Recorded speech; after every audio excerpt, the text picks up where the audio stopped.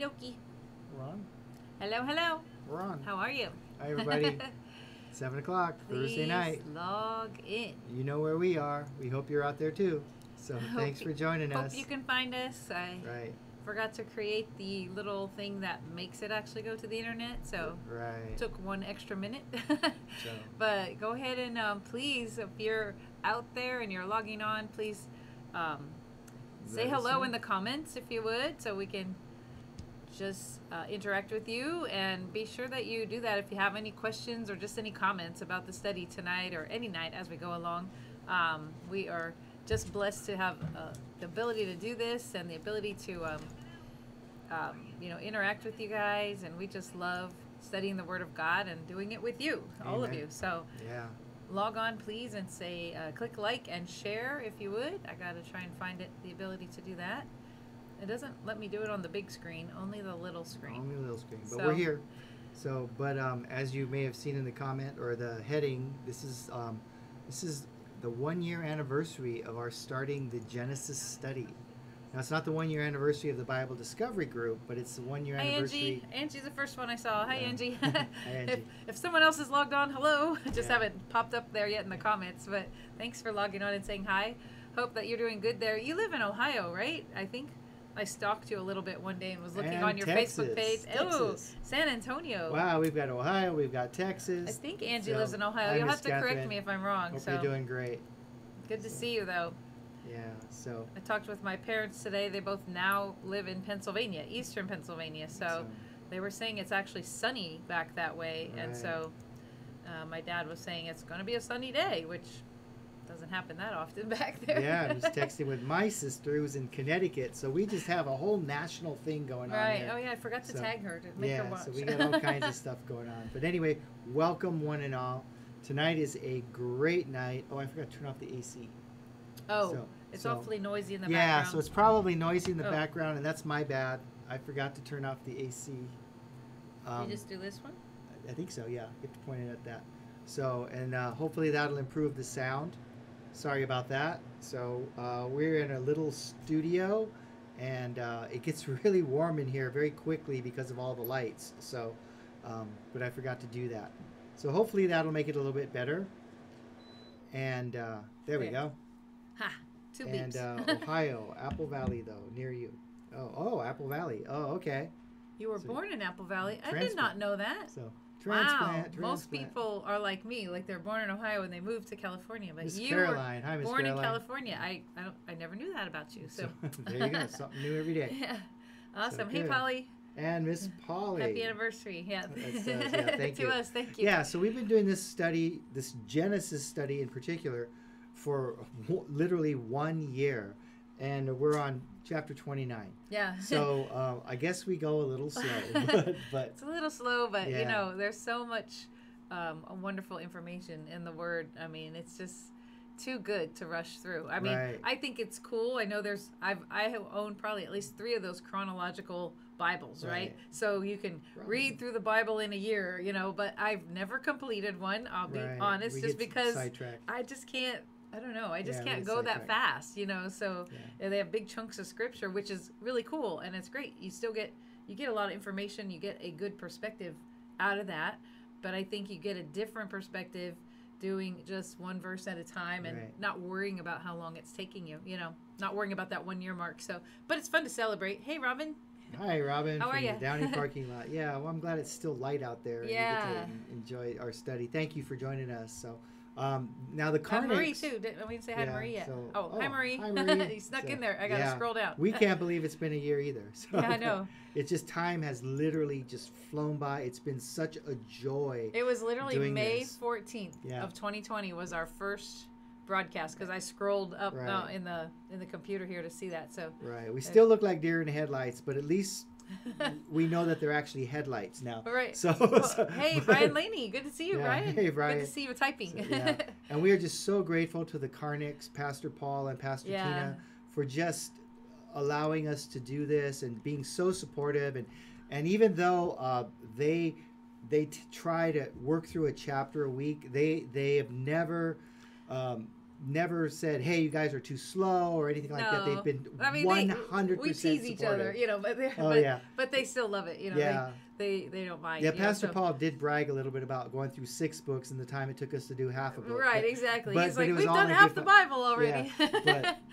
Yeah. But then we're the slow pokes. But it's fun. Oh, Miss Robbins said, yes. Are you preaching Sunday? Yes, I am preaching Sunday at That's Calvary Cross Chapel in Cerritos.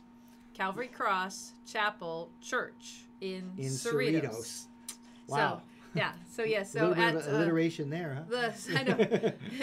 It's C4. I call it C4. It's a dynamite church. It's a C4. dynamite church. How cool is because that? C4 is dynamite. Anyway, and it starts at 10:30. The service starts at 10:30. Yeah. So I'll be singing on worship team with the team, just helping out, and then Dan will be bringing the word. Yeah. Bringing the word. Thanks for asking, Starts Robin. at 10:30. They do stream their service live as well. So if you guys want to catch it, you can do that too. We'd love to have you come there. People wear masks and we social distance and have all that, but it is indoors with actual church pews. It has actual pews. So. I know, feels good. But enough of that. Tonight we are going to go into our study on Genesis chapter 29. And you will recall last week that Jacob has started on the journey to Haran to connect with his mother's family, and that's his ancestral birthplace, if you will, to obtain a wife, and he's fairly advanced in his years. He's probably in his 70s, I believe. Some commentators. Yeah, they think that he's 75 at this point. Yeah, so he's advanced in his years, and unlike the entourage that was commissioned by his father or by his grandfather Abraham to obtain a wife for Jacob's father Isaac, Jacob is making this journey either by himself.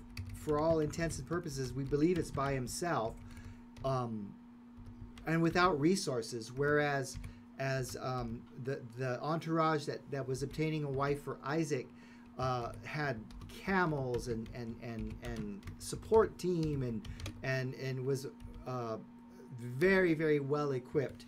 Jacob is just on his own, so to speak.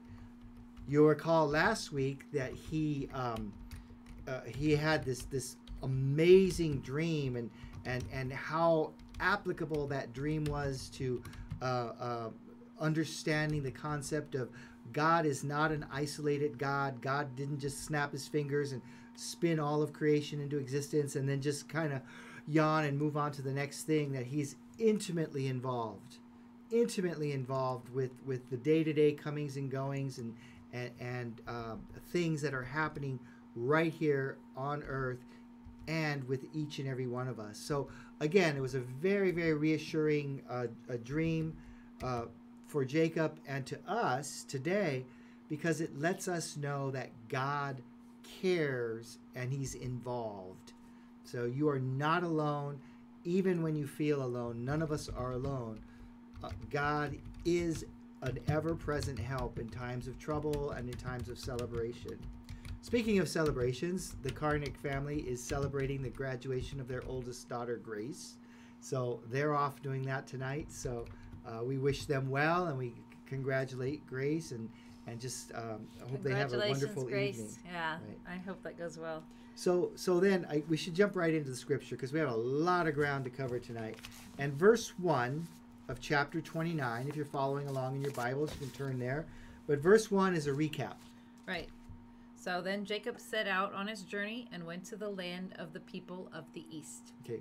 Summarizes basically in one sentence what it took me 3.5 minutes to summarize. Okay. Yeah. All right. So remember, he had stopped at, we say Bethel, but it's Bethel is how they would say it properly. Bethel. He stopped. That's where he stopped to spend the night with the stone as his pillow. Right. And then he used that stone as part of an altar that he built because of to commemorate the interaction that he had with God, and that's where God first gave him the direct promise of the seed of the Messiah coming through his line, and the promise that he had given to Abraham. And this is significant. And so the commentator, preacher Diffenbaugh, he summarizes I like it. the name Diffenball. Yeah, it's kind of cool. There used to be a hardware store up in Big Bear called Riffenball. Oh, Riffenball. Riffenball. It wasn't Diffenball. No, it wasn't Diffenball. It was Riffenball. But yeah, That's right. great place. Sounds so Old-fashioned familiar. hardware store where Yep. you could, get a bag of nails and a bunch of custom cut 2x4s and candy bars and a hammer all at the same time.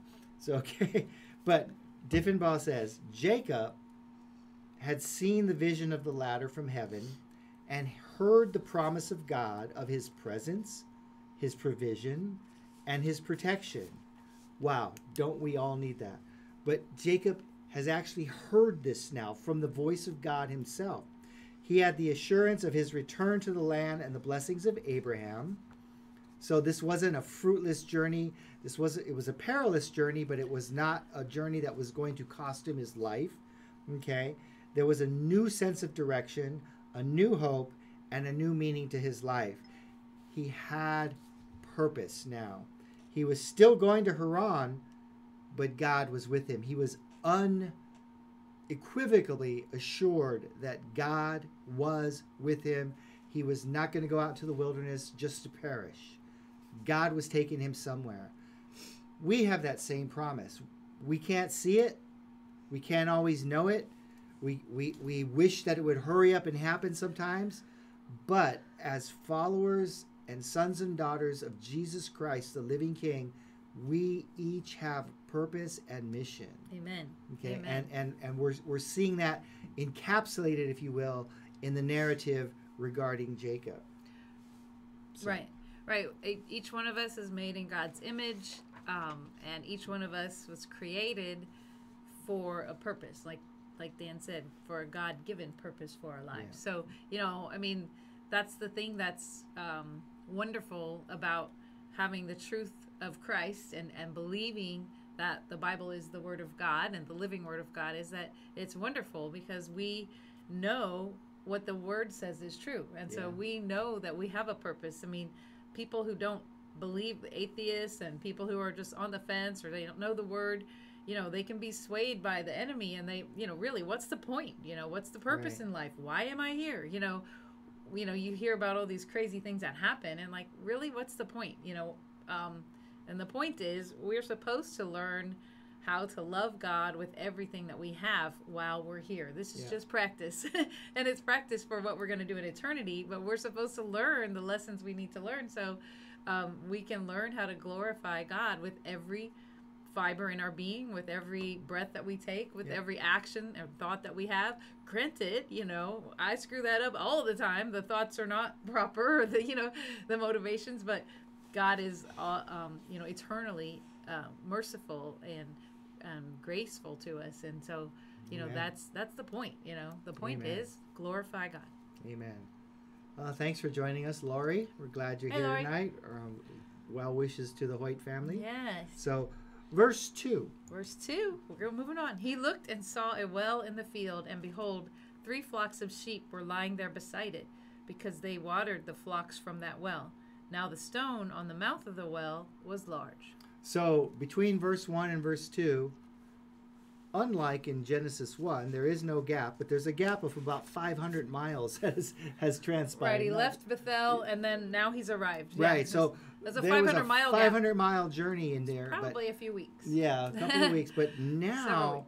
he's approaching Haran, okay, and he looks and he sees a well in the field, and wells would have been demarcated by some sort of structure, and on the flat, relatively barren ground, they would have been made to be identified from a distance. And he sees a well, and he notices that there are already flocks of sheep there, because obviously they use that to water the sheep.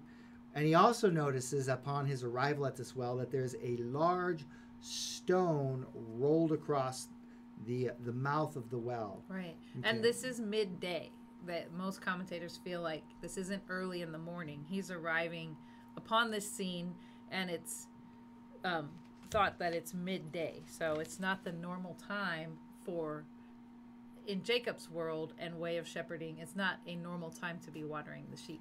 Right. So now some explanation is necessary because, again, as Gay said, as we'll learn in a second, this is an unusual occurrence because this is not the normal ebb and flow of shepherding in Jacob's world. in Jacob's world. This is 500 miles away from his Right. world. So, but you know, he's going to give his opinion here in a minute. Right, right. A lot So- of the commentators were saying Jacob is so Right. opinionated, but I mean, I kind of feel like maybe he just, yeah, he has strong opinions, Yeah. but he was also really good at shepherding the sheep. Right, right. And very successful, you know, so, and having healthy sheep that gained weight quickly and, you know, all that is involved in the reason you shepherd sheep isn't just to have pets. It's to Right. get them to kind of a market weight and then, you know, Get them out. and you know, then they get processed and they Right. get eaten and Right. you use the skins and everything. So he was successful at raising Right. healthy sheep. Again, remembering he comes from an extremely wealthy family, Right. and sheep were a major source of that income. And kind of going along with what Gay said about some of the different, it is 500 miles.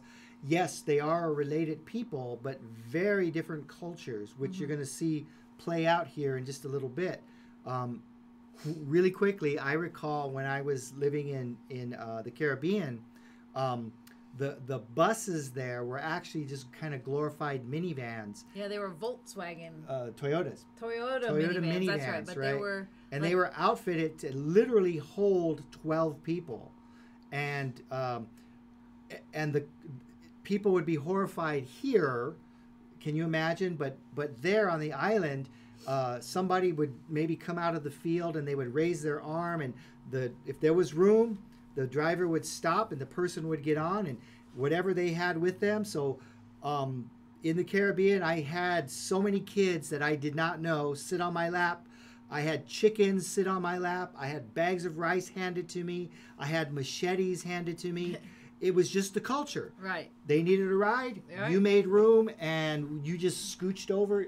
And can you imagine? That just doesn't happen in our culture, but that was perfectly normal in that culture. So yeah, cultural differences do come into play here, but this is not, and we'll soon learn, this is a little bit skewed even by divergent cultural standards.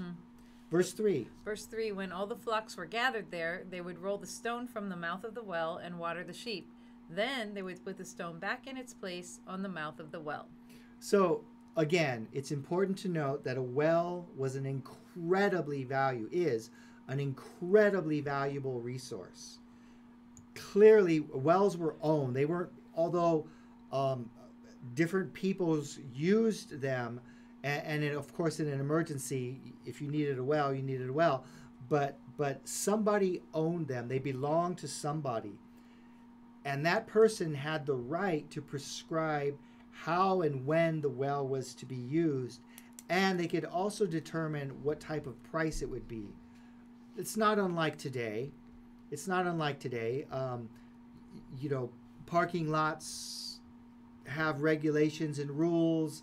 Parks have regulations and rules.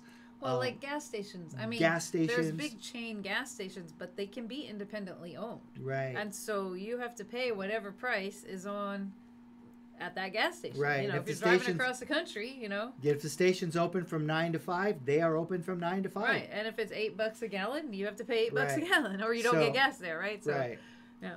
So It's like gassing up the sheep. The scenario is unfolding here. Jacob sees a well. He approaches the well. Again, he's not really sure where he's at yet, as you will see. There are no road signs. There's no big green and white signs, on the highway. There's no mile markers. He knows he's heading in the general direction. Of course, he probably asked travelers as he were passing on the roads and such. So he knows generally where he's going, but he doesn't know exactly where he is. Right. But he sees this well and he's approaching it, and he's taken aback a little bit by some of the oddity of what's happening. Right. With Okay.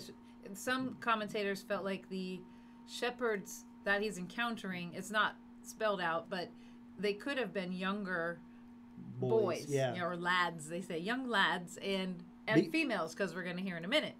So they might be waiting till more of them show up to make it easier to move that stone. Right, because it's any one of noted that them it's a large It's a stone. very large Yeah. stone, so one of them could definitely not move the stone by themselves. is Right. kind of the presupposition or whatever. Right. So verse 4, Jacob said to them, "My brothers, where are you from?" And they said, "We are from Haran." So he said to them, "Do you know Laban, the son of Nahor?" And they said, "We know him." So Jacob is establishing, where am I? And so he asked the shepherds, okay, and again, possibly youth, Right. very common for youth to be Be the shepherds. assigned as shepherds. Right. Yeah, I mean, because Jacob himself kept the flocks right, around the home, and David was a shepherd boy, right. before. And he asks a very logical question, because they said, we're from Haran. He's like, Great. "That's where I was Do going." you know Laban, the son of Nahor? And they said, we know him. We know him. Okay, so now confirmation that Jacob is arriving where he needs to go. Okay. Verse 6, and he said to them, "Is it well with him?" And they said, "It is well. And here is his daughter Rachel coming with the sheep." Then he said, "Look, it is still high day. It is not time for the livestock to be gathered. Water the sheep and go pasture them." So now he gives them his recommendation of how to be a shepherd. So can you imagine just being a brand new person?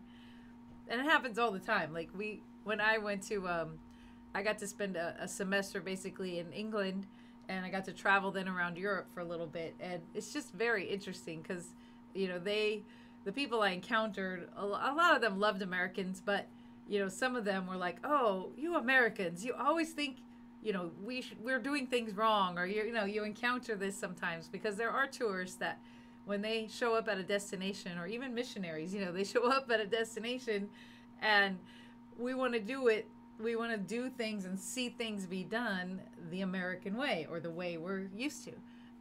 And so this is just what I see that Jacob is doing. People say, "Oh, Jacob's being very opinionated," but it's very common amongst people in society to be like, "Whoa, why y'all like, if you saw the bus stop, and here's the bus stop, and then all the people are over here waiting," you'd be like, "Why aren't you waiting by the bus stop?" Right. Some commentators are a little bit more. They're a little more thinking that Rachel's coming, and then Jacob sees her, and he's instantly smitten by her beauty, which we'll learn about here in a second. And then he looks around at these boys, and he's like, "Hey, don't you got somewhere to go? Yeah. Get out of here!" Because he's like, "Whoa," and Right. he's like,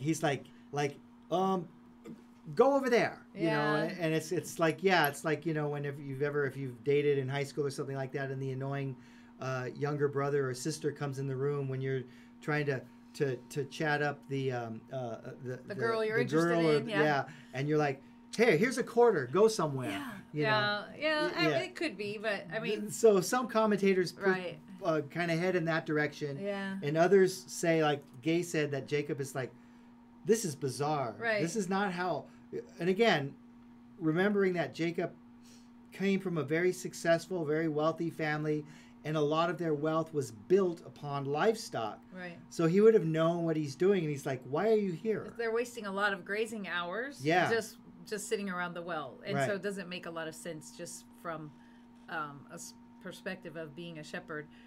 One of the commentators told a story that around this point, and it was interesting. He said he had a friend who was a missionary who showed up in a country. He couldn't say what country, of course, but he said like part of the year the country that he was in is sweltering hot, and he was the pastor of a church in this foreign country, and it was during the sweltering hot days that he had arrived there, and the room that church was in had windows on both ends.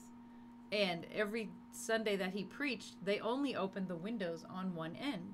And, he's thinking, well, there's windows. Let's open both sets and we'll get a cross breeze. If we could take the roof off, that'd be great because it's so sweltering hot. So he showed up early one Sunday and he opened the windows on both ends.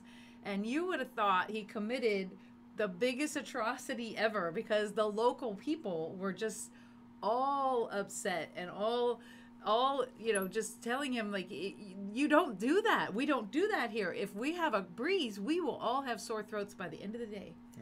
So, but to him, like, it made absolutely no sense. But you have to think, well, these people have been in this building for whatever amount of time before he arrived on the scene as a missionary. So he should have talked to someone Right. before he just did the American sensible thing, because Right. he ruffled a lot of feathers by opening both windows, and for the rest of his time there, they only opened one set. Right. So, to us it makes perfect common sense, but the local people have a reason. It's not because they just never thought of it. Right. So these shepherd boys have a reason that they're waiting at the well. Jacob didn't ask them why they're waiting. He just Right. said, you should be doing this. You should be doing that. Right. And we'll see that pattern kind of repeat throughout this narrative of this chapter. So pay attention to that. But verse 8. Verse 8, but they said, we cannot. And see, now they're telling him why. But we cannot until all the flocks are gathered and they roll the stone from the mouth of the well. Then we water the sheep. Now, it occurred to me while we were putting this study together that it's quite interesting because some commentators were less than charitable, shall we say, regarding these shepherds. And they thought, well, since it's a known thing that, you can't do anything with the sheep or you can't water them and hence put them away until the stone is rolled away, that they just sort of were sitting around idle. Maybe the younger Right. ones, the less industrious ones, were sitting around just kind of waiting because they knew, and perhaps if they were there first, their flocks got watered first. So it's quite interesting. In fact, one commentator was saying, "Isn't it interesting that our nation is kind of going through this upheaval right now, where we're talking about unemployment benefits and stuff like that."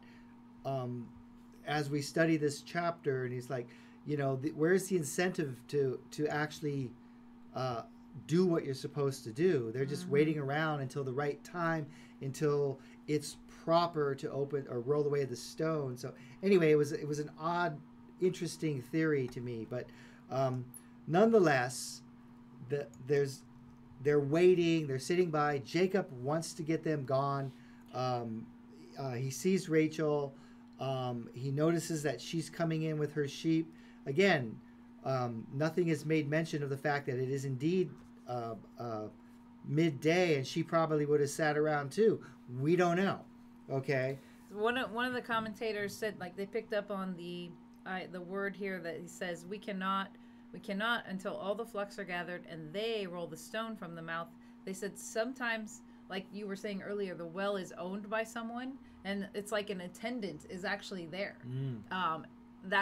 That could be read into that. There's an attendant that is control. They roll the stone away, but they wait until all the flocks are there. Yeah. So, it's not like they can be texting each other saying, "What's your ETA?" Right. Send them a glimpse. I use this glimpse app. Like, are you almost there? So they could be all arriving at the same time. They just start arriving. Right. And nonetheless, their pattern has been that they don't take either the shepherds themselves or the attendant who owns the well or is in charge of the well doesn't roll the stone away until it seems like most of the flocks are there. Right. So that's just what they do. And perhaps it's a foreshadowing of some of the deceptive behavior that we're going to see unfold in this chapter, because maybe the attendant, if indeed there were attendants, were not quite the most honest people, and they Right. were not above taking bribes and Right, they could be waiting to see yeah. who's gonna, push forward and offer some kind of favors in order to get the stone removed in a more timely fashion. Yeah, exactly. So yeah. It's always the money. So verse 9. Verse 9, while he was still speaking with them, Rachel came with her father's sheep, for she was a shepherdess. When Jacob saw Rachel, the daughter of his mother's brother Laban, and the sheep of his mother's brother Laban, Jacob went up and rolled the stone from the mouth of the well and watered the flock of his mother's brother Laban. Clearly an attempt to impress. Okay, clearly. Yeah, we leave it there. Virtually all the commentators said clearly an attempt to impress. Right. He's like, wow, I'm going to take care of her. But then he goes one step further. Verse 11, then Jacob kissed Rachel and raised his voice and wept.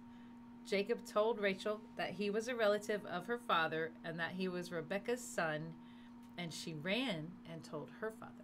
So now, lest we go off into the weeds here, the kiss was probably more of a traditional familial greeting type of kiss. It doesn't necessarily mean that it was a romantic It wasn't kiss. a big sloppy It could on the have mouth. been. It could have It been. could have been, but that would have violated so many protocols. But even so, it is violating protocol It in is. that he did not introduce himself first. Right. He watered the sheep, kissed her, then said who he was. Right. So that's still the sketchy area, you know. Right. And it could have been more of a greeting kind of kiss, but it is one of the first place in the Bible that a man that is not married to a woman kisses a woman. Right. Right. The first time.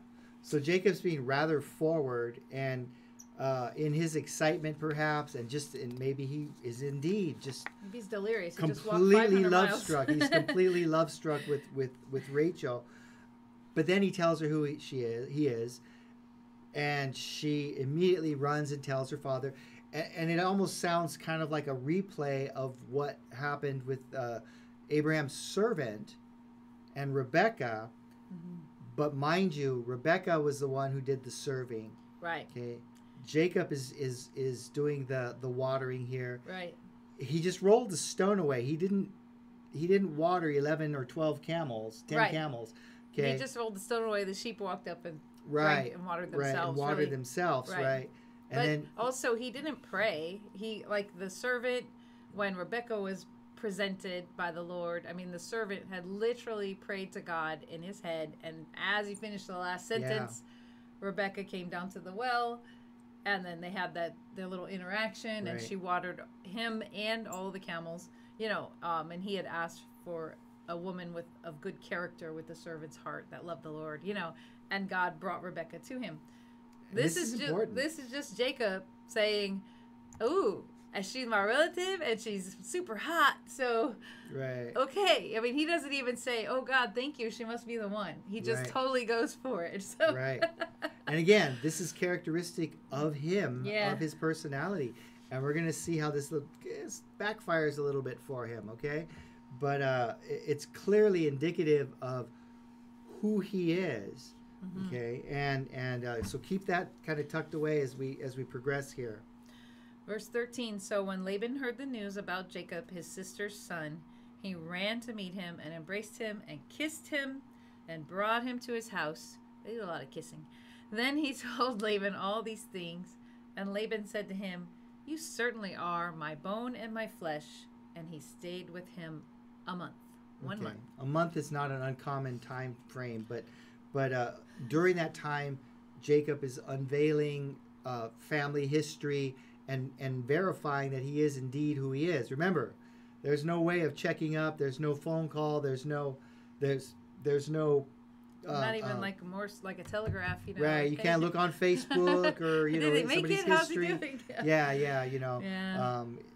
So he needs to verify that this is indeed who he says he is. Mhm. Okay, so a lot of story Right. telling and information exchange would have been happening, Mhm. verifying that Jacob was indeed who he said he was.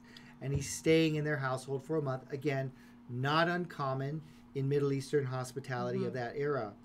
Verse 15. Then Laban said to Jacob, "Because you are my relative, should you therefore serve me for nothing? Tell me, what shall your wages be?" Now Laban had 2 daughters. The name of the older one was Leah, weary or possibly wild cow, and the name of the younger one was Rachel, ewe. And Leah's eyes were weak, but Rachel was beautiful in figure and appearance. So now Or it's face and form, they say. face and form. Some yeah, translations but say it's that. very important. It's very important that we spend a little bit of time unpacking this verse, because there is a ton of stuff in here that we need to address and try to clarify and try to take it beyond the normal sort of superficial readings that are commonly ascribed to this verse. So Laban is, because you're my relative, should you serve me for nothing? In other words, it's like, hey, you're my relative, so you've come here, we put you to work, but you're a workman is worthy of his wages. It's And kind of so acting like, oh, I don't want to take advantage of you. I don't want to take Because advantage we're related, of you. we're relatives, so I don't want to take advantage of that. So I want to make sure I'm paying you a decent wage. But verse 16 kind of sets up perhaps there's a little bit of intrigue, shall we say, Right. going on. Well, I just wanted to say too. So he says, "Tell me, what shall your wages be?" Have any of you ever had that situation where you're interviewing for a job or a position, and they've said, "So what would you like to make?" I mean, sometimes it happens in interviews and things, Yeah. but I literally had that happen to me when I was my second year of practicing as a veterinarian. We had gone to Florida and we had interviewed all over Florida, and because I wanted to only stay out here for 1 or 2 years was what I told God. So it was like, now I'm still out here 30 years 30 later. years later, yeah. But anyway, I told God I'll be out here for only 2 years. But then when we interviewed, all the people we interviewed with, they were calling back to our current employer and asking for references. And then when we got back home, my current employer said, "Wow, everybody there really wants to hire you." So they literally said, "What would it take for you to stay here?" So I got a chance to actually ask for the salary and the different roles that I would have and how many hours I would work. It was kind of cool. Right. Right. So now, verse 16 says, Laban had 2 daughters. And this is important. The name of the older was Leah. Leah is the oldest daughter, okay? Her name could possibly mean weary or wearisome, wearied, not wearisome, wearied, tired, okay? Or possibly, it's translated as wild cow, but understand that this is not some dumb, out of control cow. This is a wild auroch, which they lived in the region, and these are incredibly strong and noble beasts. Okay, I think I know why she was called Wild Cow, because she was named that from birth. So how would you know to name this baby like something like that? I think this is my theory, just my own personal theory, but I really feel like God told me, like, it's because she was kicking a lot. Oh. She was kicking in her mom like a Maybe. wild cow. Maybe. Like when Rebecca had Esau and Isaac, no, Esau and Jacob inside her, and they true. were fighting, right? And so she asked God what's going on, and he told her, right? Possibly. But I mean, why would you name a baby that comes out of you Wild Cow, except for you're like, oh my gosh, this one's a wild one, Mom's like, "You're a this wild one's been one." kicking Yeah, like crazy, yeah, right? So, I mean, I think it could be that simple. Right. I mean, and that would make the most sense to me. Like, what is this one? This one's a wild cow. I'm glad she's out here now. And the one commentator was like, "Here, honey, you hold the wild cow Right, today." yeah. The name of the younger She was a kicker. was Rachel, which translates as ewe or baby or female lamb or goat. Female sheep. Female sheep. So we have Leah, the older, and Rachel, the younger. And then now verse 17 is a fascinating verse, and we want to spend a little bit of time on it. It says, "And Leah's eyes were weak, but Rachel was beautiful in figure and appearance." Okay. Face and form. So, and the word that's translated as weak, rach in Hebrew, it can mean weak, but where it's used throughout the Old Testament, it doesn't always mean weak. It can mean tender, frail, gentle. Okay, so it's not necessarily a negative connotation. Sometimes the connotation is that the individual is reserved or but kind-hearted and gentle. Okay, and eyes is a common expression in Middle Eastern literature and Middle Eastern poetry and literature as a describing a person's character. Kind of like the eyes are the window to the soul. Yeah, we say it all So- the time in English. right. You know, the eyes are the window of the soul. Oh, I gazed into their eyes and I could see the depths of their soul. Right, and Okay. somebody has loving eyes, or you can see the hate in their Right. eyes. Yeah, So they fiery eyes, or their eyes burned a hole in my head, back of my head, or something like that, right? right, So we use it too. We use that, and many commentators actually feel like the connotation here is that Leah, her character was tender and mild and gentle. Remember, Jacob himself was described as being a kind of the same way.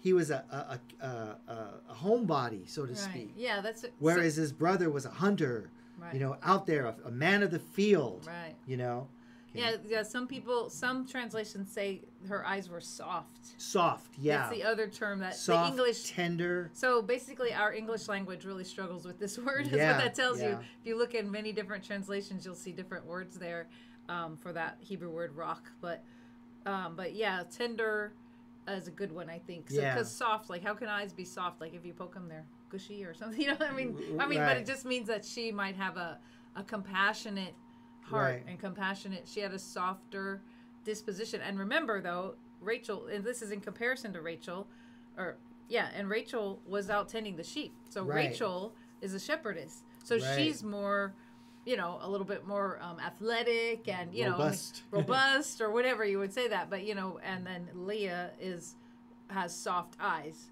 is more tender hearted or tender of character, or maybe, definitely Yeah. it never is stated that she was a shepherdess. So Right. she wasn't also a shepherdess or Right, anything. right. She had a different role, just like Esau and Jacob. So in verse 17, Leah's eyes were weak, and a lot of people think of thick glasses and frumpy and And they think homely because Right. she's called wild cow, So, Right. so that term being possibly translated wild cow also makes people start going down that path right, of right. homeliness. Or, And I think that has more to do with our upbringing watching, Foghorn Leghorn, Bugs Bunny cartoons, and seeing the frumpy little, chicken versus the other chicken, Yeah. I think a lot of that kind of kicks in Right. how we perceive this thing. yeah, But Leah's eyes were weak. Could actually be a reference to her personality and her character, that Right. she was gentle-hearted. she was like calmer, Right. Whereas Rachel was beautiful in figure and appearance. Mm-hmm. Nothing is said of her character. Right. Rachel was beautiful to look at. Her external Right. shone and was immediately apparent. Okay. Right. Obviously attracted Jacob, as we're going to see here in a few moments. I mean, it could be that Rachel had beautiful dark brown eyes and Leah had lighter colored eyes. I mean, it could also mean that. Yeah. But But in so, any, a lot of in- possibilities. in either regard, In any I case. think we think that it's important that we, as readers of the Scripture, fully understand that this isn't a frumpy versus a voluptuous daughter. Right. This may be that the characteristics of the daughters is more subtle and more nuanced than that, because the Bible usually is more subtle and nuanced than we give it credit for Right. at first reading. Right. Leah may have been the more tender one, the older one, the wiser one, the kinder one. Okay, whereas Rachel is the beautiful, attractive one that's, like Gay said, athletic, and she's out there, and so she's the one that immediately captures people's immediate attention. But as we'll see as we progress through the coming chapters, Rachel lacks something. She lacks something that Leah has. So we need to have that baseline established as we move forward in this. Right. And also just keeping in mind that Jacob chose Rachel. Because he's shallow. He's a dude. Well, he chose Rachel. He didn't choose Leah, but he chose Rachel, but he didn't ask God. Right. So God will ultimately use both women Right. for his purposes. But that's an important point. Jacob didn't ask God. Right. Right. And he's been there a month now. Yeah, don't around the family. Don't underestimate that. Okay. So verse 18, now Jacob loved Rachel, so he said, I will serve you 7 years for your younger daughter Rachel. We're talking about the question of what is his desired wages. Laban said, it is better that I give her to you than to give her to another man. Stay with me. So So in this verse, or is these the two arrangement. verses, Yes. this is the arrangement, because Laban had said, what do you want? What are your wages? How can we reach an equitable arrangement here? And then Jacob, and clearly Laban's no fool. He, as we'll see, he's quite the wheeler dealer. Jacob is known as the deceiver, the deceptive one, the trickster. He tricked his brother. Mm-hmm. He's pulled a couple of fast ones Tricked that we're his brother aware and of. his father. And his father. Mm-hmm. Okay, we're going to come to understand that Laban is every bit Jacob's equal. So they're definitely related. Con artist extraordinaire. Definitely Okay. related. Runs in the family. Jacob loved Rachel. Undoubtedly, Right. Laban keyed in on this. He cued in on this. And he says, name your terms. And Jacob says, I'll serve you for 7 years for your younger daughter, Rachel. In exchange for my service to you, give me the opportunity to marry Rachel. And then Laban says something that's kind of enigmatic. We can't really understand. Better to give her to you. Why? Because he's a relative? Than to give her to another man. Stay with me. Right. Better to allow her to marry you. Maybe because Laban was well aware. This is just a possibility. This is speculative on our part.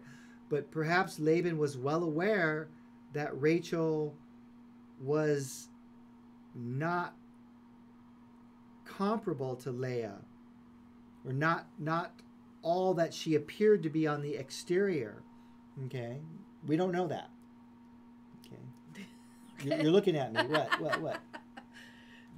So Laban, you feel like Laban thought Rachel was actually like a lesser prize? Possibly. Possibly. But I think he just knew. Well, he knew that that's who Jacob wanted. So he manipulated that. He turned that into a yeah. Well, yeah, but I mean, and Jacob didn't have. Remember, he traveled there pretty much alone. So it wasn't like when Abraham's servant went with a whole caravan of camels and Right. riches and everything. So in order to have any kind of dowry to pay to show how much he valued this woman that he wanted, he just could give his time and his work ethic. And 7 years, though, was actually like a way over the top. That's a pretty hefty way dowry. over the top amount. Yeah, I that's a mean, very 1 or hefty 2 years dowry. would have been because you're becoming an indentured servant to this man. So in order to get this woman, but he wanted to impress her and show her Right. how much he's all about the impressive, aspect. Seems like it. It seems like it. It seems like it. So, and then kind of a compilation of what many commentators says that though Jacob came from a family of great wealth, we know that, he left home with no money. Therefore, before he could take a woman in marriage, he had to provide a dowry, Right. very common throughout the world, a dowry to demonstrate he was fit to support a family and compensate for the taking of the daughter.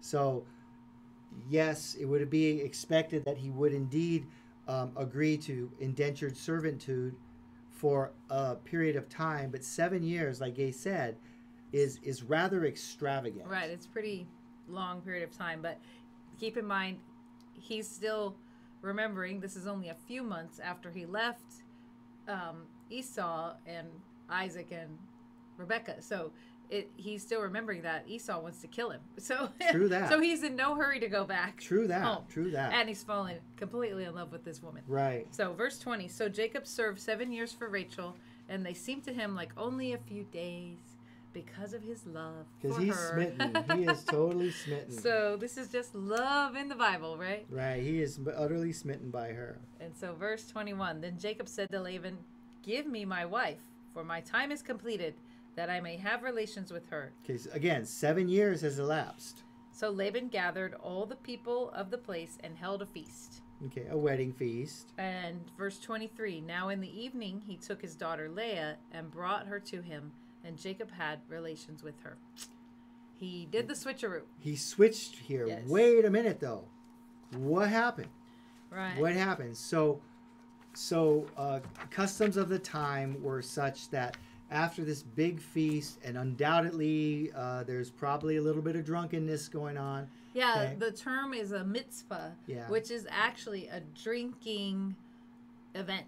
The drinking It's event, not yeah. just a meal. It's not, so it's a specific term that always involves heavy Alcohol, drinking. right. So everybody's tipsy. Say, Wendy, thanks for joining us, Hey, Wendy. So, anyway, So it's like Oktoberfest. Or right. something. So undoubtedly, all of Cinco de Jacob Mayo? is probably blitzed out of his mind, right? Right. But it was common for a special tent or a special area to be set apart for the wedding couple, okay, with the intent of consummating the marriage. Okay, there's no other way to say it. Mm-hmm. Okay, the bride would have gone into there theoretically to prepare herself, okay, for her groom, okay, and then Jacob would have been sent in there with lots of fanfare and joking and jesting And this was at night when it was dark, and there would be no lighting in that room. I mean, definitely it wasn't a well lit tent, It was very, very dim, if any lighting was in there. And then it clearly says in the scripture that Jacob had relations with Leah, thinking that it was Rachel, thinking that he was going in to consummate the marriage with his bride.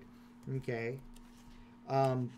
Guzik puts it this way: it's possible for Jacob to be fooled because of the wedding customs of the day. According to those customs, the wife was veiled until she was alone with her husband in the honeymoon suite.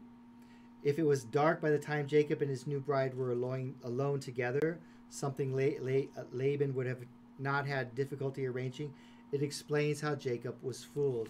So indeed, Leah could have been covered from head to toe throughout the entire ceremony. So she was indeed legally and spiritually married to Jacob, although Jacob didn't realize that. Right. And then it was the deal was sealed, so to speak, with the consummation of the marriage through sexual relations that evening. Verse 24, Laban also gave his female slave Zilpah to his daughter Leah as a slave. So it came about in the morning that, behold, it was Leah. And he said to Laban, "What is this that you have done to me? Was it not for Rachel that I served with you? Why then have you deceived me?" So clearly Jacob awakens, and he realizes, obviously, that he's been tricked, and he has had relations, and therefore now he is indeed married to Leah. Okay, there's a little aside that Zilpah is given to Leah as a servant, would probably be a better translation, but Right. that's going to come into play later on in the narrative. Okay, but isn't it ironic that the deceiver has been greatly deceived? Right. Isn't it ironic? He did the switcheroo on his father. Yes. Esau, and pretending to be Esau to Right. get the blessing.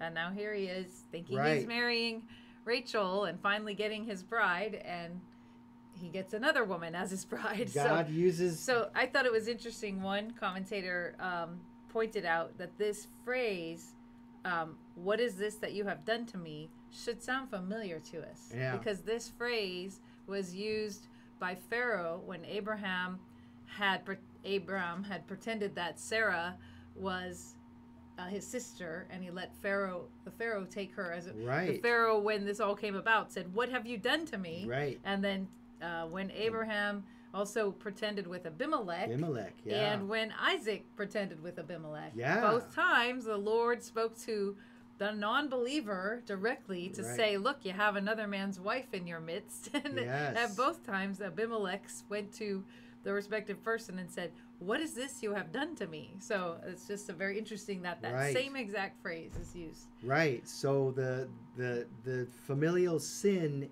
is coming full circle now, and it's Right. circling back on Jacob, So this is also the one a who's big literally pattern. named as a trickster or Right. as a deceiver. Right. He is being Supplanter, a the heel supplanter, grabber, yeah. right? He's being, or he has been deceived, and he doesn't like it. Right. He is upset. Jacob reaps what he has sown. He deceived his father and exchanged the younger for the older. Laban exchanged the older for the younger.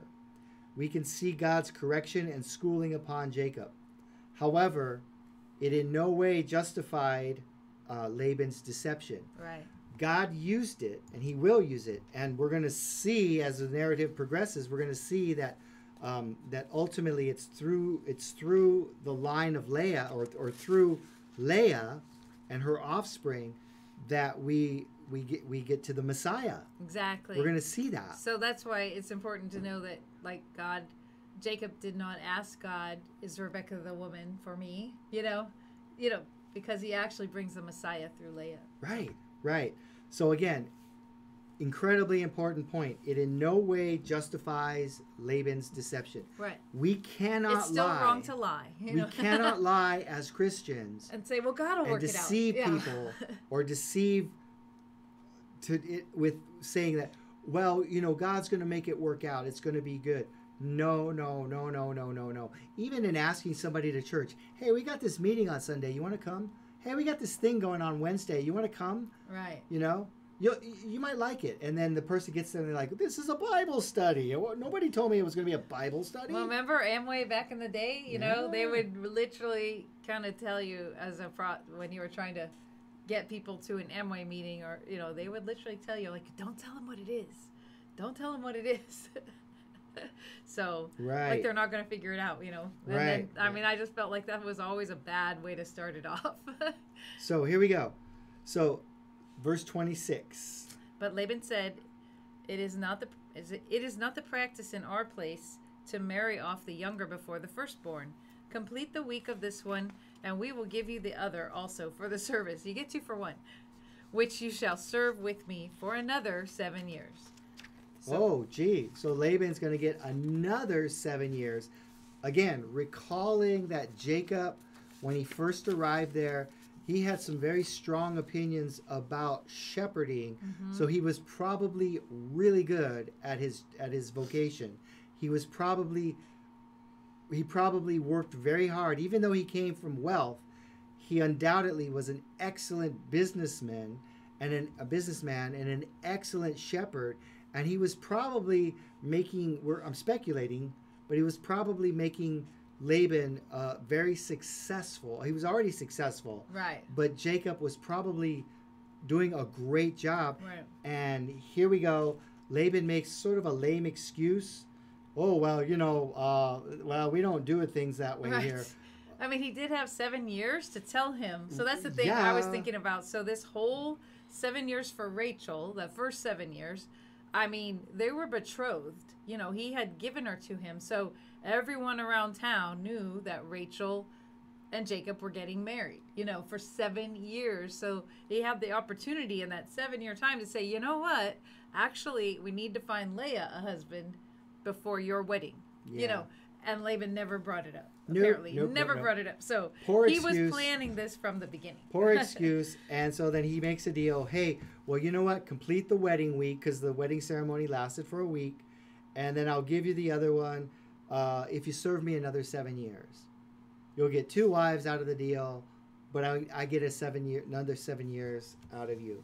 And then we're going to run overtime, so we're going to read this commentary, and then we'll end here, and we'll pick up the narrative next week.